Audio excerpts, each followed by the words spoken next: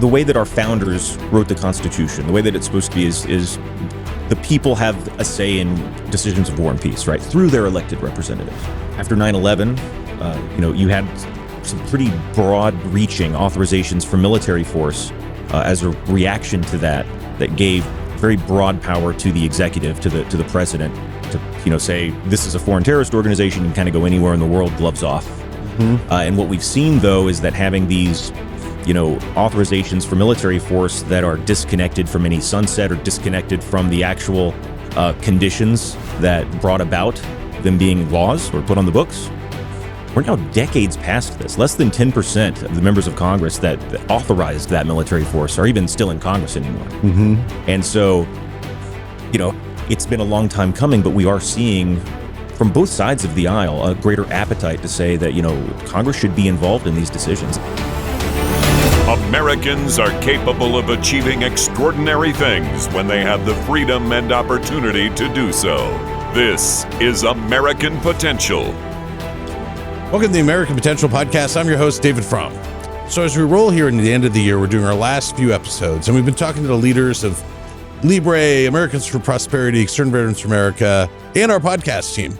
And so I'm happy to talk about what happened this year and what we're looking forward to next year with the Executive Director of Concerned Veterans for America, John Vick. Thanks for joining us again, John. Yeah, thank you so much for having me again. It's a pleasure. Yeah, so this has been an exciting year. Well, for you personally, we're excited because you took over early this year. So I'm sure it's been a learning experience and a lot of great experiences, but also, so I'd like to hear about that a little bit and like your reflections on that as you kind of got up to speed and, have taken the helm of this organization. But then before that, maybe talk to us a little bit about what, for folks who might not know, what is Concerned Veterans for America?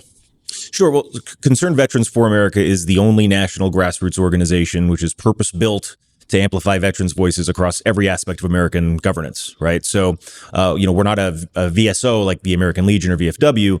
We're veteran-led, we're veteran-centric.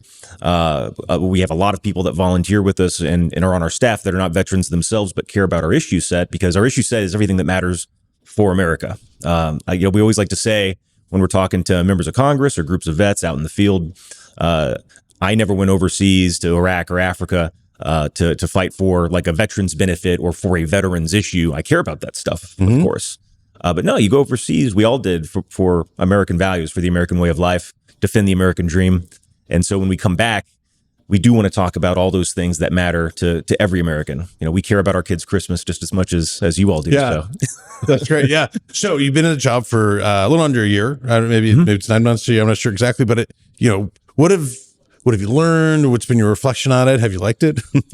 Very much liked it. It's been a lot of fun. It's been intense too, though. It's it's not like flying the plane while you build it. It's been more like building a ship while you're cruising through waves and stuff. Because it's been so much transformation. We've grown a lot. We've gone into several new states in terms of our physical footprint. We've also expanded a great deal digitally, and that's brought a lot more people into the fold that can help us advocate for the issues that matter to us. But no, it's a tremendous staff, really brilliant, very capable people that absolutely are as passionate as I am about doing this. So it's been a really phenomenal year. Great. Well, so as you reflect on the year, what have been the major issues that CVA has worked on? What are maybe some of your prouder moments? Like what has been the main focus of effort? Yeah, well, we've taken some really big swings. There's three main policy areas that we focused on. The economy is a really big one that's kind of fundamental to every part of America, whether we're talking about national security or anything else. Also, foreign policy, the way that we use diplomacy overseas, but especially how we use our military overseas. And then, of course, veterans issues. And in particular, this year, the Veterans Access Act of 2025, which we recently just passed 1 million calls made into the right congressional districts to influence getting this legislation across the finish line.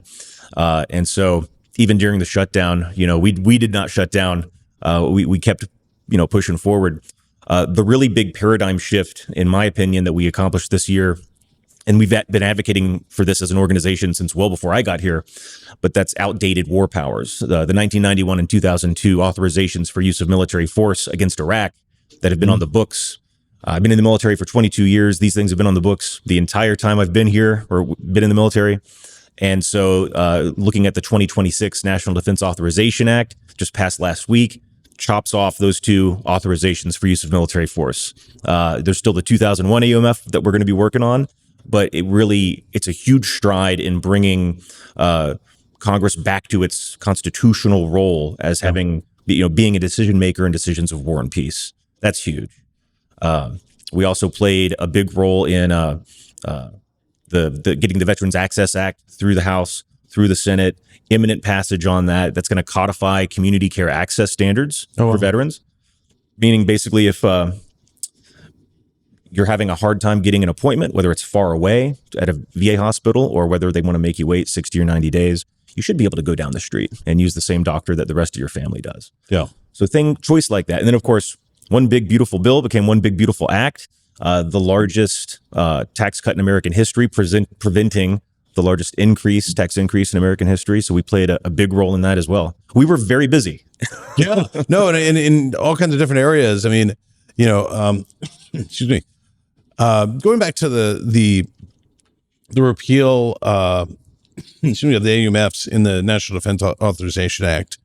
Maybe tell me why that's important. Sure. Well, the way that our founders wrote the Constitution, the way that it's supposed to be is the people have a say in decisions of war and peace, right? Through their elected representatives. And so after 9/11, you had some pretty broad reaching authorizations for military force as a reaction to that gave very broad power to the executive, to the president, to say this is a foreign terrorist organization. You can kind of go anywhere in the world, gloves off. And what we've seen though is that having these authorizations for military force that are disconnected from any sunset or disconnected from the actual conditions that brought about them being laws or put on the books. We're now decades past this. Less than 10% of the members of Congress that authorized that military force are even still in Congress anymore. And so, it's been a long time coming, but we are seeing from both sides of the aisle a greater appetite to say that, Congress should be involved in these decisions. And even right now in foreign policy, you see, things going on in Venezuela. We've talked about the conflict between Russia and Ukraine and what are the appropriate guardrails, or bumpers, right, on what we should be doing with our military. Congress should have a voice there, and they're starting to step up, which is very encouraging. Yeah, I think we were talking about earlier. It's interesting when I do these episodes on various topics, but one of the themes that's come out over the last year is whether it be the REINS Act or regulatory reform or other acts where it's really restoring the legislative body's proper role, sometimes just making them play their proper role, but it's saying like, no, these are representatives of the people, and we do have, checks and balances, and they should be initiating this and also be accountable for, making these decisions. And certainly whether to go to war is one of the biggest, most impactful decisions that our government can make. So I love that we're, hopefully getting back to a place where Congress has a lot of say-so over that, because it should. It's an awesome responsibility, deciding to send somebody's son or daughter into harm's way, maybe not to come back. Right? That should be a tough choice. If you decide to be a legislator, that should be a tough job. Yeah. You should make those tough choices and be invested in making the right choices. So it's encouraging to see us getting closer. So on the going to the Veterans Access Bill. Yeah. We believe that'll become law. Am I correct in that? Yeah. Yeah. How do you see that changing things for veterans with regard to healthcare? Well, so in a nutshell, the 2025 Veterans Access Act keeps Congress's promise that was made in the 2018 Mission Act, which basically said, if you're far away from VA care, if it's taken a long time to get care, and you should be able to use a private healthcare provider in your community to get timely care. What we saw, though, during the Biden administration and during COVID, which was kind of used as an excuse, we saw community care undermined because you had VA, under Biden's VA secretary, basically choose not to offer community care, actively undermine it. We had Freedom of Information Act requests that illustrated this as well. And so in military parlance, the Veterans Access Act is the difference between you may and you shall, like delivered with a knife hand. And so, and again, it's a promise that Congress made and that the President Trump in his first administration signed into law. And so this is going to protect that community care. I would say one other thing that's very exciting about it and is going to save a ton of lives is pilot programs built into the Veterans Access Act for mental health and substance abuse treatment. Oh, that's wonderful. Whether you're a veteran or not, everybody knows somebody who's dealt with mental health issues or substance abuse issues. And the window to get help, like when you're ready to finally get that help, is often a day or two. It is rarely like 93 days. Wow. Or whatever you might get from VA. And so the pilot program built into the Veterans Access Act says, whether it's at a VA hospital or a minute clinic, like wherever you can get help, when you need it, you should get it right then. And VA will have your back and cover the cost of that. I'm just struck by the last time we talked about this. I was just struck by it. It's just so commonsensical, and it's a little frustrating that we have to, pass this legislation. But the opponents have been in the establishment for a long time and have really made it hard. But this is really one of the crowning achievements of Concerned Veterans for America. I can say, because I've been around long enough watching this organization, that that CVA have been the leaders in pushing this issue.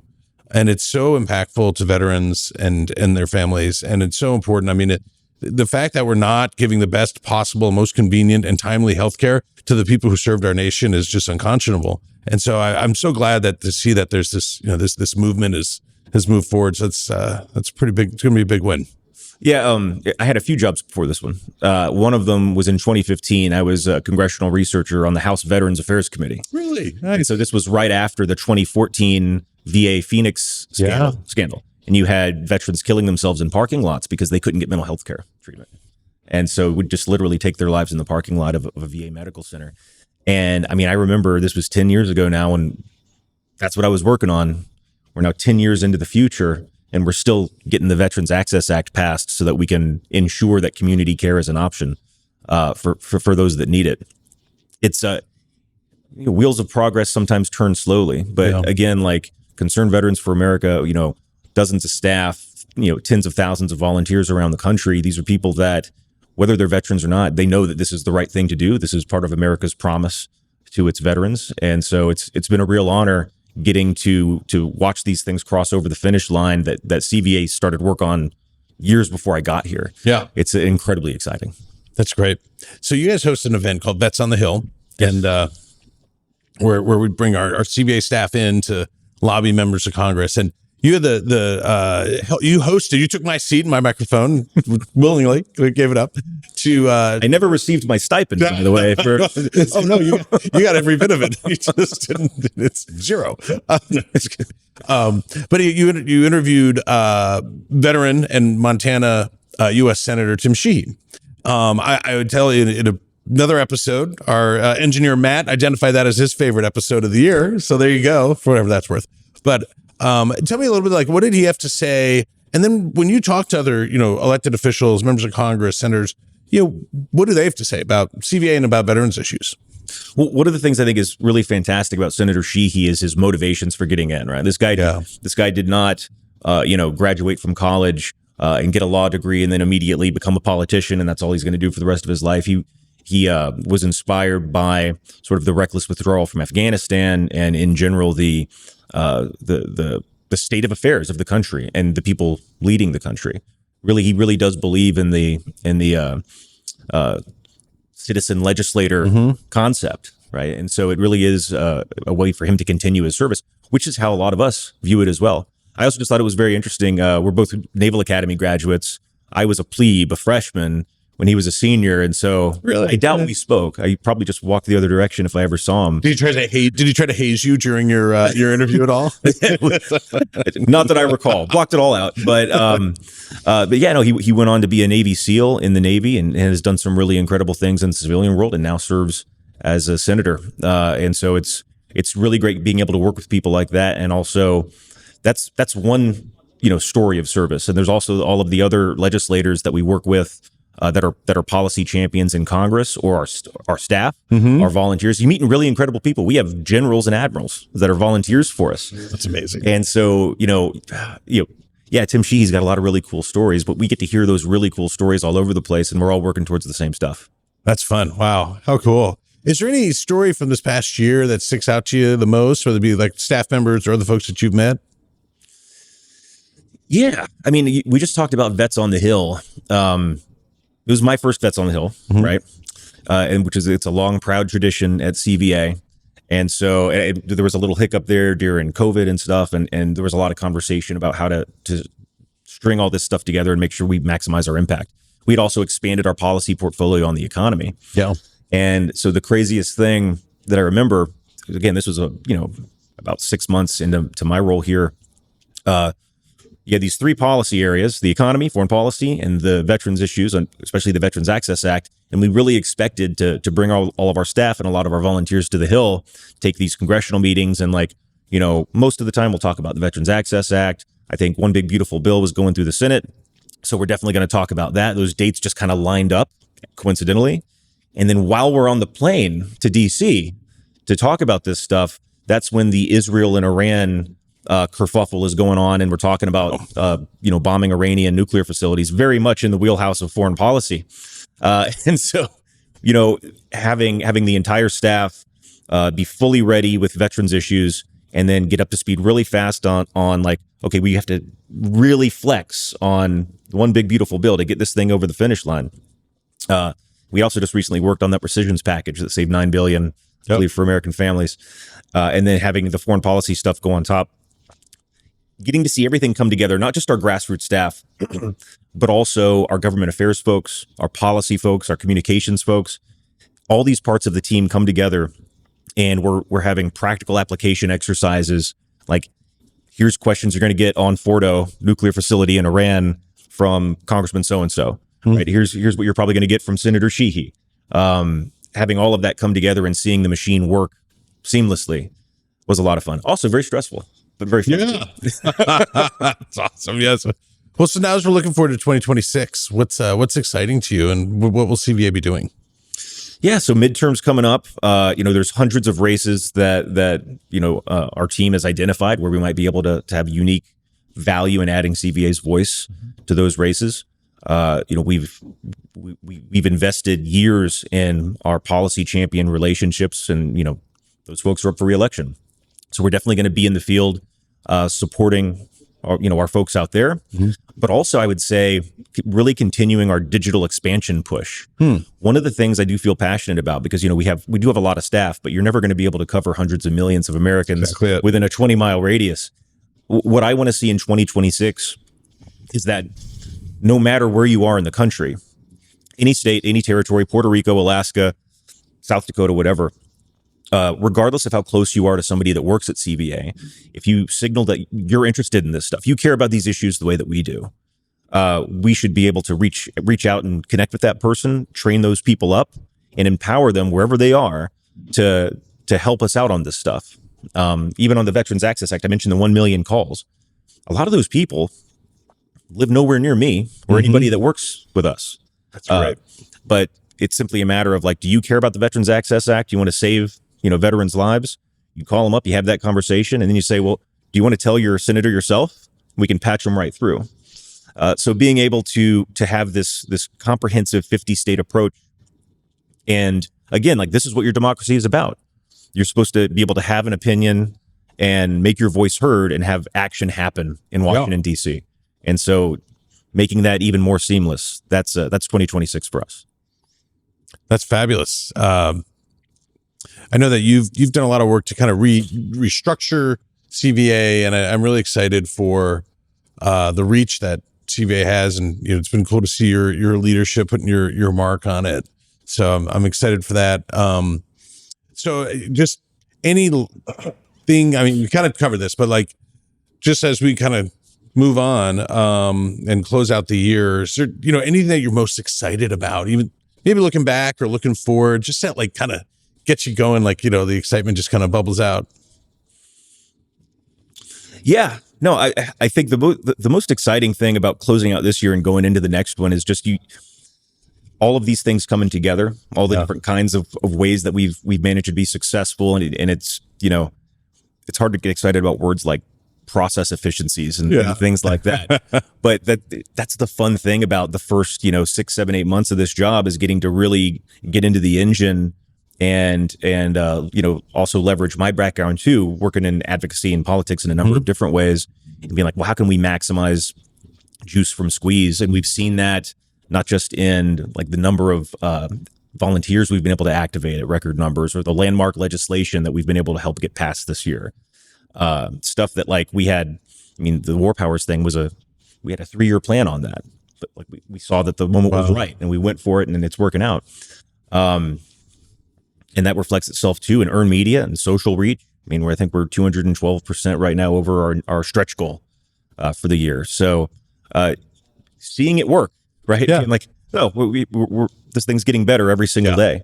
Well, I've always thought one of the, we've had a number of CVA employees on the podcast. I've known them from working with them for years, and it really is a uniquely great group of people. Most all of them, not all, almost all of them have served their country or are related to someone who did, but they're just a wonderful group of people. And I'm sure it's an honor for you to lead them, but it's just been fun. I had mentioned earlier that we were talking on a previous episode about what was our favorite episode for the podcast. Mine was actually our Memorial Day episode with David Houston, because he talked about, loss, like losing friends and soldiers who he was serving with in Iraq. But the way he did it was so reflective of like the camaraderie and the brotherhood that he had. And like, there were funny stories about these guys, and then obviously like emotional, sad things because they're no longer with us. But the way he did it was so touching and accessible, at least for me. And I really appreciated him opening up a little bit. And then he told me actually just a few days ago that he had sent it and shared that episode with a few of his buddies he had served with, who, obviously have struggled with the loss of their friends. And they said that it was healing, and like it was something that was good for their soul. And I was like, wow, we play a tiny bit of that. That's pretty amazing. So. Yeah, no, that's awesome. And David Houston is a great guy. He was the deputy national grassroots director for us this year. Yeah. And also has played no small part in some of the big advances that we've had in terms of, especially with hybridizing some of our community GEDs, even in other brands. Only about half of our volunteers and staff are veterans. A lot of it's military spouses, or it's just people that care a lot about what we do. Mm-hmm. And those people exist in great numbers throughout AFP, throughout Libre. These are not mutually exclusive clubs. And so getting to work really closely across all of our brands and our sister organizations has been fantastic. David has done a great job leading that up. Yeah, that's great. Well, I'm really excited for the work that you've been doing, and the work that CVA is going to continue doing. There's some big wins to kind of close out the year coming down the pike. And so you got a lot of work ahead of you to equal that next year, I guess. Yeah. It's a good problem to have. Yeah, it is. Well, John, thanks so much for joining us. I hope you have a great new year. Happy holidays to you. Thank you, David. Thanks. Hey, folks, if you like this episode and would like to stay connected with the podcast, be sure to like and follow us on YouTube, Instagram, and Facebook. And remember, freedom and liberty are often taken for granted. Don't take it for granted. Go out there and defend freedom and liberty. Thanks for joining us, and we'll see you on the next episode. Thank you for listening to American Potential. You may listen to more stories from Americans working every day to expand freedom and opportunity in their communities by visiting AmericanPotential.com.